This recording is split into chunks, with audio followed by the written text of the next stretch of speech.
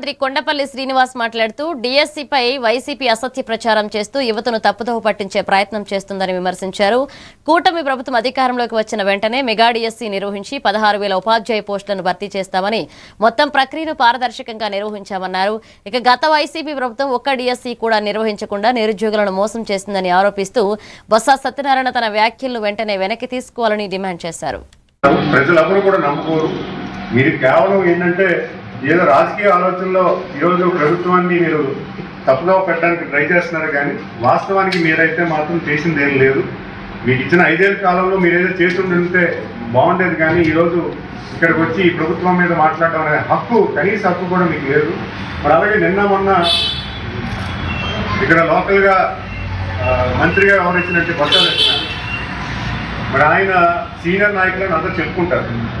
చాలా ఉదాసీనమైన వ్యక్తి, చాలా బ్రాడ్గా ఆలోచిస్తారు, చాలా ఉన్నత విలువలు ఉన్నాయని. మరి బ్రాడ్గా మాట్లాడే వ్యక్తి, బ్రాడ్గా ఆలోచించే వ్యక్తి మరి ఇంత కిందకు వచ్చి ఎలా మాట్లాడతారో నాకు అర్థం కాదు. ఈరోజు ఎడ్యుకేషన్ మినిస్టర్గా ఆయన కూడా వ్యవహరించారు. 2.5 ఏళ్ళు 3 ఏళ్ళు ఎడ్యుకేషన్ మినిస్టర్గా వ్యవహరించారు.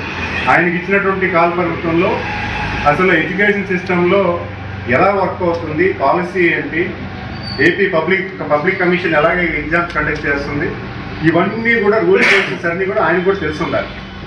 సో ఎలా ఈరోజు వచ్చేసి డిఎస్సి పేపర్ లీక్ అవుతుందని, లేకపోతే ఎగ్జామ్ మీద క్వశ్చన్ చేయడం అనేది మీరు ఆల్రెడీ ఒక ప్రయత్నం చేశారు. స్పోర్ట్స్ కోటా మీద మీరు ఏదో బురద చల్లే ప్రయత్నం చేశారు. ఎవరికైతే స్పోర్ట్స్ రాలేదో వాళ్ళ బాధలో ఉన్నారు, స్పోర్ట్స్ కోటా రాలేదో వాళ్ళ బాధలో ఉన్నారు.